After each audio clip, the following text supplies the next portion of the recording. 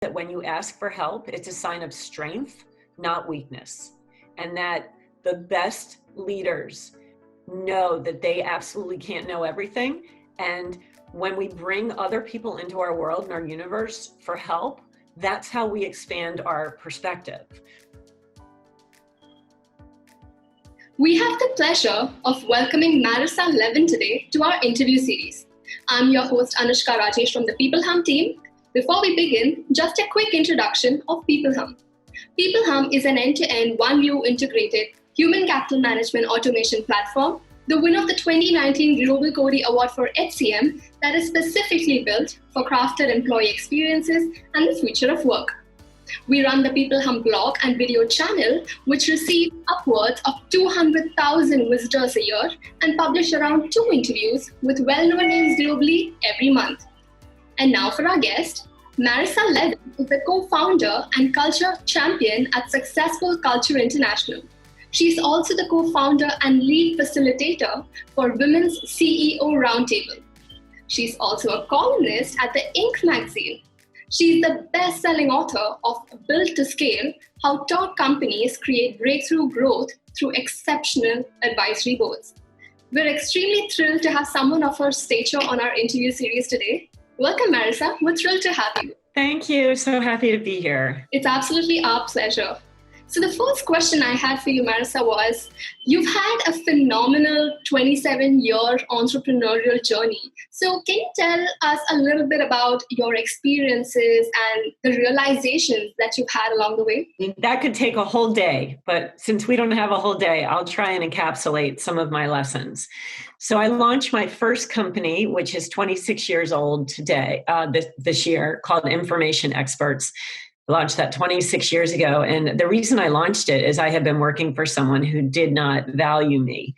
They had capped my worth at around $35,000. And they told me I would never be worth more than that to their company.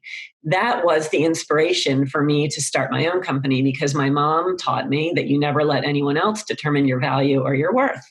So I launched that company. I built that to about $15 million.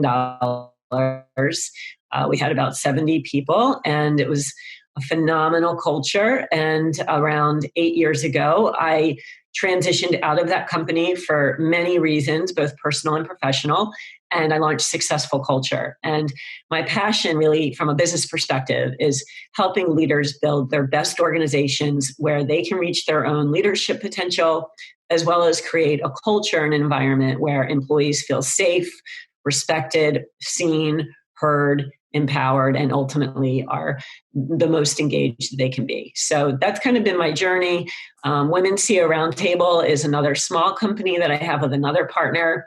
That really is a very strong, what I call ROH, return on heartbeat. And we love to help other women understand the tools, the knowledges, the skill sets, create the communities that they need to be able to also step into their potential. So really, I'm all about helping others live their greatest lives and reach their potential. That's so great, Marissa. It's wonderful how you capitalize on women's solidarity. That speaks volumes of the work you do. So thank you so much for that. To our next question, can you share a little bit about what Built to Scale actually speaks about? Sure. So that's my book, Built to Scale, and this is the book. So when I was building my first company, Information Experts, when you're building your first company, I used to say that it's like building a plane while you're flying it. You're literally figuring out how to steer the plane. Every day you're making decisions that you've never made before and learning things as you go along. And I had built a really good company, but I knew there were a lot of things that I didn't know. I know there were a lot of mistakes I made, and there were just ways to do things better. So one of my advisors said to me, why don't you put in an advisory board? And I had never really heard of an advisory board. And he told me what it was. And I went out and I did research on advisory boards, and there was no information out there on how to build it. So I spent an entire year documenting my own process on how I created the most effective advisory board for my company. And I created the acronym SCALE, which stands for Select, Compensate, Associate, Leverage, Evaluate, Evolve, and Exit. And it's literally the only end-to-end patented and trademarked model in the world on how to build advisory boards. And it's helped thousands and thousands of business owners make sure that they're selecting the right people around their advisory board table to help them get to the next level of growth. Because if you have the wrong people in your seats at your board table, at the best case scenario is that they will be ineffective. But the worst case scenario is that the wrong advisors can actually be harmful to your business. So taking a very thoughtful, intentional, and strategic approach to building your advisory board or your board of directors is really important for the health and longevity of your company. That's great. That's wonderful. And congratulations on the success of your book. Thank you. Yeah, it's made a really big impact, and that's the most important thing. Absolutely. So, Marissa, from your experience, what are the main reasons for low engagement in an organization? So I would say number one is lack of trust and belief in the leadership, that there's a disconnect between the employees and the leadership. When people feel that the leadership team doesn't have their back, that they don't really care about the people, then what happens is the employees have to focus on taking care of themselves.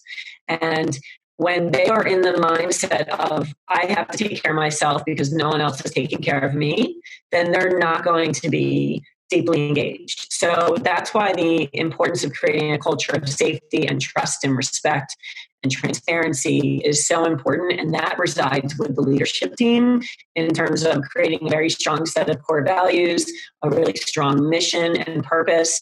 And when employees feel connected to the mission and the purpose, that's when their engagement goes up. So it definitely is about the trust of the leadership, and it's also about feeling connected to a larger purpose. That's a wonderful answer. Thank you for that. And, as a leader, it's even in the COVID situation that we're currently in, it's very important for leaders to maintain high energy and still be, passionate about working, even when they're working remotely. So how do you think a leader can maintain that constantly? Where does the consistency come from? That is such a great question. So our company, Successful Culture International, actually has a model that we created in response to the pandemic to be able to help leaders lead and communicate. It's called GRACE. And my word for 2020 was grace. Like, that's the word that I picked in the beginning of the year, to be able to move through difficulty with grace, and then also to be able to move through good situations with grace. I wanted to be sure that no matter what life threw at me, good or bad, I would be able to move through it with grace. And so when this entire pandemic happened, I came up with the acronym GRIT, Resilience, Adaptability, Connection, and Empathy, and we developed a GRACE model for leadership and communication, so the leaders can really understand how to fully connect with their people and really dig into their own resiliency and grit to be able to be strong from a leadership perspective. That's pretty insightful. That's nice. So how do you go about creating an ethic of hard work and trust in employees? Like, how can you constantly motivate your employees to keep doing better?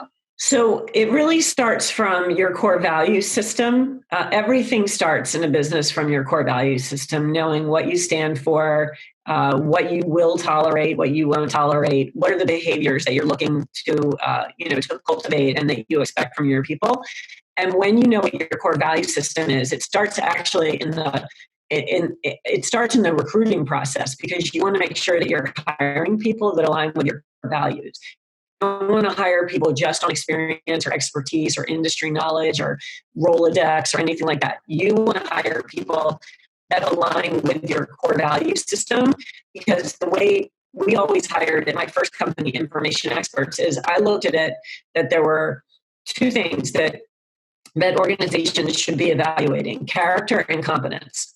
Competence, you can always train on. You can send someone to training. You can teach them additional skill sets. You cannot develop character. Once someone gets to the point where they're in their 20s or 30s, their character is pretty much formed.